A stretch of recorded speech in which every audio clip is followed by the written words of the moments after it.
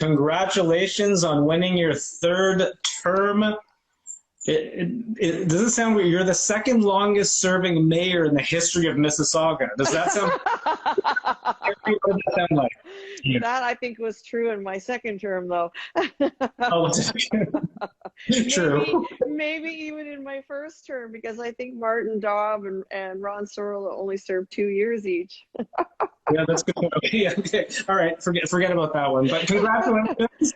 So on, I'm really listen. I'm really honored, and I'm absolutely delighted that I actually increased my share of the popular vote. So that's you know, I'm truly really honored by that. But my gosh, people, where was everybody yesterday? 21.8% of Mississauggans voted. Now voting is down right across the province.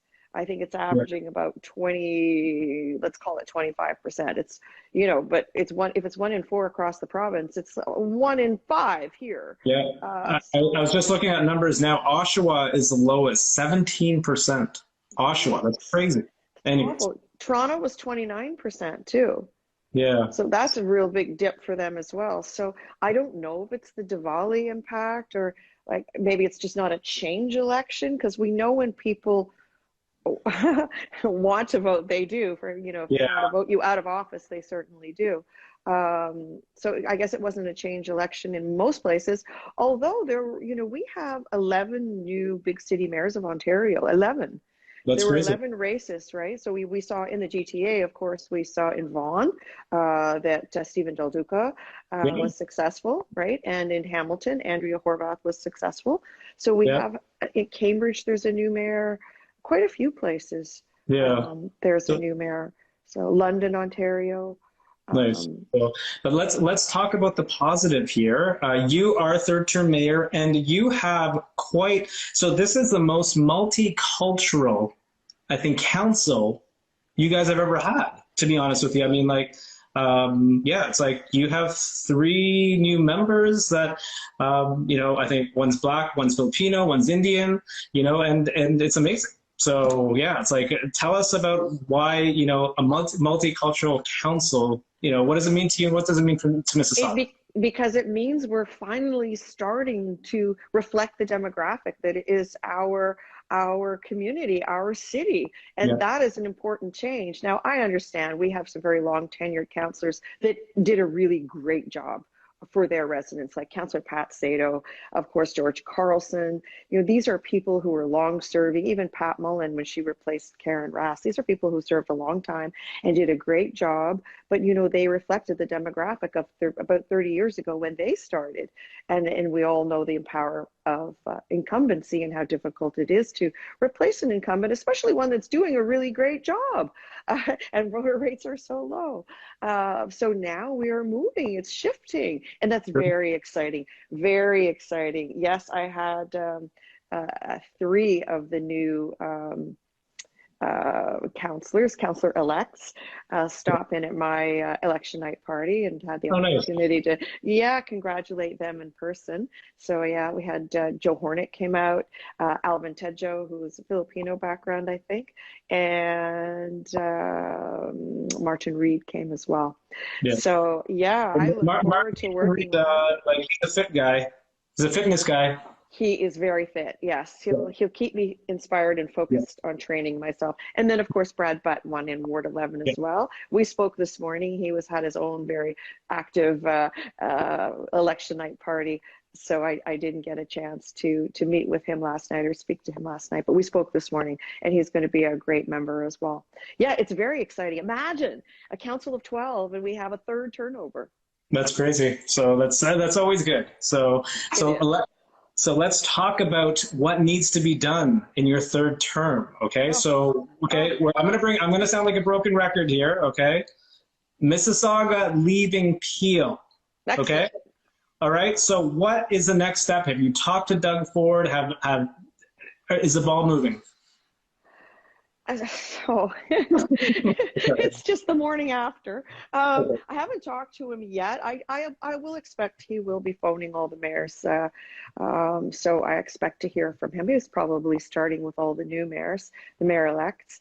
and working his way down the list. No, he always calls, and it's obviously on his radar. I'm quite sure it is, because I know his people are very engaged in Mississauga and any pronouncements I might be making. And so I know, and I pitched it to him obviously in language that I know resonates with him, which is we're just going to speed up the development process, because we could eliminate duplication, cut red tape, right? Speed up the process and get more housing and more affordable housing built. So that's language that speaks to our premier and our provincial government. And that's all good news. For my residents, I'm shifting the messaging a little bit, and I'm talking about fairness and value.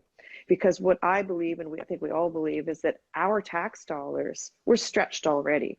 Let's reinvest them into our city, rather than reinvesting them in another level of government or to other municipalities. Because of course, $85 million is sent to Brampton and Caledon for regional roads planning, and to Brampton for Peel policing. So that's a lot of money, right? And that's in addition, that's incremental to the fact that we pay 60% of the cost for the region of Peel. It used to be more, but it's 60% now, and have only 50% of the vote. It makes no sense. It makes no sense. We've outgrown a region. We are an independent city. We shouldn't have to ask for permission from other municipalities to advance our priorities. It's time. It's beyond time. Plus, when we did the analysis, we found that we could save over $1 billion over 10 years, right? If we were a freestanding, single-tier, independent, strong city. That's what we want. So by the end of your third term, this will be done? It just takes political will at the province. Cool. And perhaps, given that I could really expedite the development process, maybe this is the trigger that's needed. The premier had been doing the regional governance review in his first term, and they shut that down at the time, or let's say they paused it. So I'm very hopeful that they may reopen the idea. There's not a one-size-fits-all approach to regional governance, because of course we know that in Niagara they want to be amalgamated. Halton, they say we work just fine, leave us alone. And Mississauga, we want to be an independent, freestanding city, much like Kingston, London, Windsor, Hamilton, and even tiny little Dryden, for goodness sake. So it's time. It's time for us to control our own destiny. I think a lot of savings could be realized, and a lot of efficiencies too. And it's the efficiencies angle that I think would be very, very helpful for what needs to be done, especially with today's announcement on building more housing. Well, let me ask you about that. They said they want Mississauga to build 120,000 housing units within the next 10 years. What are your thoughts on this, and is it possible? I think it's possible. I mean, certainly I have 60,000 units that are going to be built as of right now, and that's just what I know about. So it's certainly possible. So that's half of what's needed over 10 years. However, there's a lot in this legislation that has to be digested and really given some careful consideration to, because I completely agree that we need to build more affordable housing. I don't think supply is the issue, but the premier does, and I understand that. But he's incentivizing the building of affordable by incentivizing developers at the expense of cities. So when he wants to reduce or waive DC's development charges to cities for purpose-built rental or affordable housing, or there are some other criteria in which they're looking at waiving DCs or reducing them. But this, on the other hand, this will be revenue that cities will now not have at hand to build our city. They would not be at our disposal. So this money has to be made up somewhere. It has to be made up somewhere. I mean, development charges are a very important and necessary part of our revenue stream.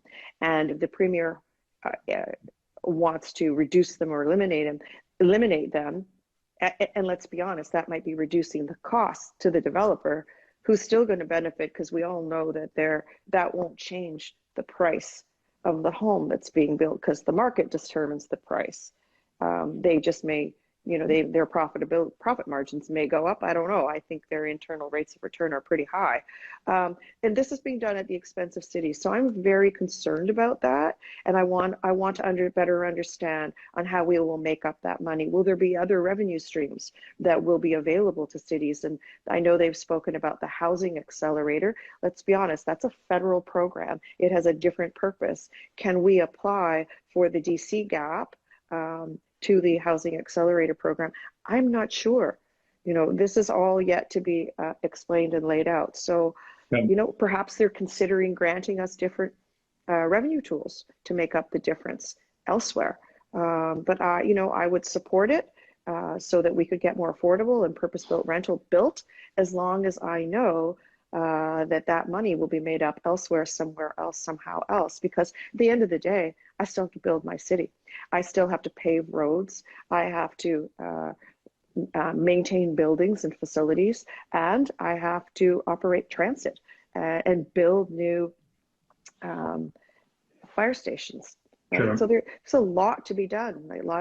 Many of our community centers are aging and need to be rehabilitated. Our fire stations, to meet service levels, I need to build 11 new ones, plus renovate the ones that we have today, because we have to accommodate female firefighters. So there's a lot of work to be done. So this concerns me. And by the way, I'm the voice of the Ontario Big City Mayors, because I'm incoming chair, which is, yes, it's very exciting. But so this is an issue that we've all discussed. We're not opposed, but we just need to understand. I want to support the Premier in his goal. I agree that we need to build housing. We have to accommodate a lot of incoming population and population growth, which is great. I just don't want it to be at the expense of the revenue that cities would otherwise attract, right? Okay. Mm-hmm. I will change gears a little bit. I was in my car getting off Highway 10 on the 403, and I saw these bridges being built for the LRT, right? Now the question again, sorry for the broken record question. Have you talked to the Premier about the LRT loop around the city centre? I have not yet spoken to the Premier about the LRT loop or about any of this, frankly. We haven't had the conversation about Mexit yet either, but we will, I'm sure. What did you call it? Mexit. Mexit, okay.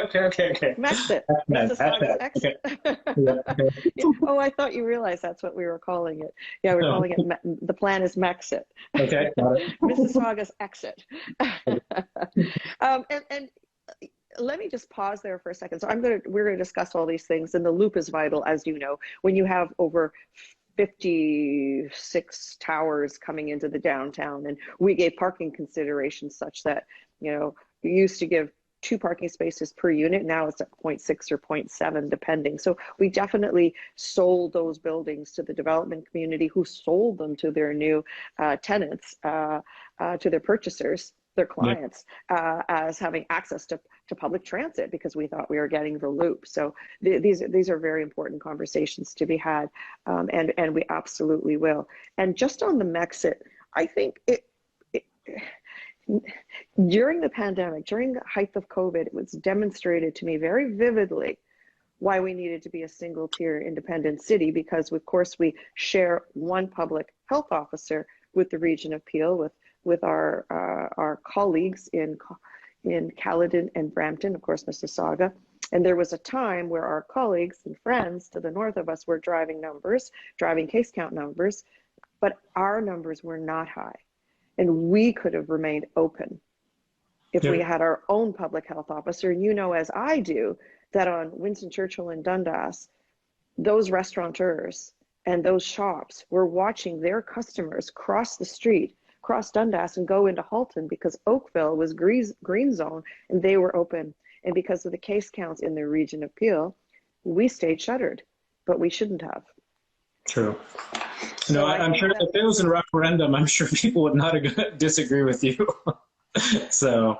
Yeah, and I think that the messaging has shifted a little bit, because truly I've decided that the idea is that our tax revenue should be reinvested in our city, not supporting the growth of other municipalities. If they need infrastructure built that's common to all 3 of us, there are many cost sharing arrangements that we can implement.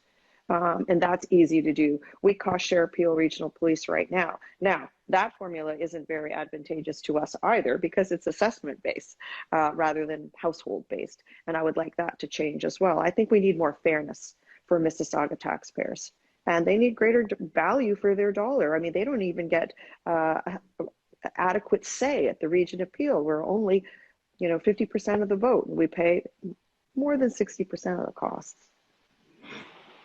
Well, yeah, like I said, I don't think anybody will have an issue if you said, "Hey, we're leaving Mississauga, we're leaving Peel." So, I'll change gears again. Sorry, Ward 6.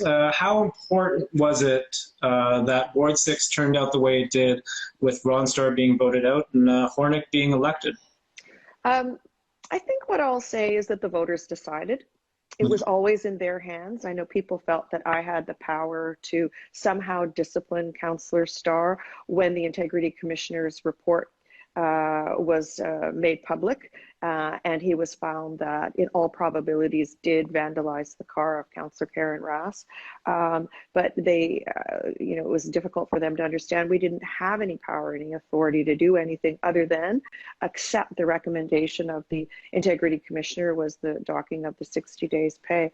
And they had to know that this was in their hands. They got to make that choice, whether they wanted to re-elect the councillor or not, and I think that the residents have spoken. Awesome, cool. And then I just had two more questions. Strong mayor's powers. Does Mississauga want them like what Ottawa and Toronto mayors have? I don't think anyone feels we need them. I've been trying to conceive of a topic or an issue where I would use them, but like Mayor Tory, we're both consensus builders. I don't think you can get anything done locally unless you're a consensus builder. And I work with my team and my councillors, and I got 4 more new ones to get to know and understand what they want to achieve in their wards and how I can help them succeed. But that's the kind of leadership style I have, is to help my council get their priorities forward. So when we all work together for the good of the city, and you yourself know that most of our votes, I'd say over 90%, are unanimous. So if I wouldn't need that power, and I think that they feel it's very undemocratic when they've been duly elected, and we've had the discussion, the debate, and the vote, and then somehow I overturned it. It seems undemocratic to me. I can't conceive of an issue where I would use that power. And then let's not forget that they could turn around and use their veto to veto my veto. Yeah, sure. 2/3 of council can veto you. And, and think about that for a second. Let's think about that. Say I decide, no, I think this should move forward. And then they say, and veto them. And they say, no, we all discussed and debated this. And sorry, Mayor Crombie, but you're wrong. Don't you think 2/3 would say sorry, but this is what we want to do? True. That's it. I'm a little bit frustrated. I'll have to observe Toronto and Ottawa in action. Of course, there's a new mayor. Hats off to Mark Sutcliffe, and congratulations to John Tory on your re-election. So we'll watch. We'll observe how they use it. But I expect that John Tory will continue to be the consensus builder he is, and probably not implement those powers. Sure. If not, then not often. So I'm going to ask a question. I'm going to age myself here. I remember going to the opening of the City Hall in 1987 as a grade 4 class trip. Okay? And in 2 years, Mississauga turns 50. So, you know what? I thought about that a year or so ago and thought, oh, we have to start making plans on how we're going to celebrate our 50th. I hope you guys are making plans. Yeah, absolutely. And now I get to be the mayor who will lead that and just I know. That. And that's very exciting. I got to ask, we turn 50. What do you want? What do you want done? Like, what do you want to do? Like the biggest party Mississauga has ever seen, obviously. But I mean, like, Exactly. The biggest party Mississauga has ever seen and the biggest fireworks we've ever seen. And, you know, I haven't defined it, but there will be a strong Indigenous component, obviously, since we bear the name Mississauga. So we'll be working with Chief Laforme, Guillemot Laforme, and, you know, we'll do a number of things with them as well. That's very important, obviously, since we bear their name. So there will be a lot of activities, I assume, right across the city. I know that we have departments working on this, and I hope to get the briefing soon and all the great ideas that they have. Is there a committee? Is there a committee? Oh, there is for sure. We have everything.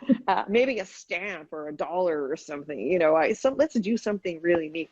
You know, lots of things to do. We inaugurate for our 50th. You've got listeners on. Why don't we ask them what they would like to see? What would you like to see? How would you like to, let's have for sure. Group think, right? Yeah. Tell us, let's brainstorm. How would you like to celebrate our great city's 50th birthday? Crazy. Please send in your suggestions either to Khaled or to me, mayor@mississauga.ca. I get to keep that email. Yay. Nice.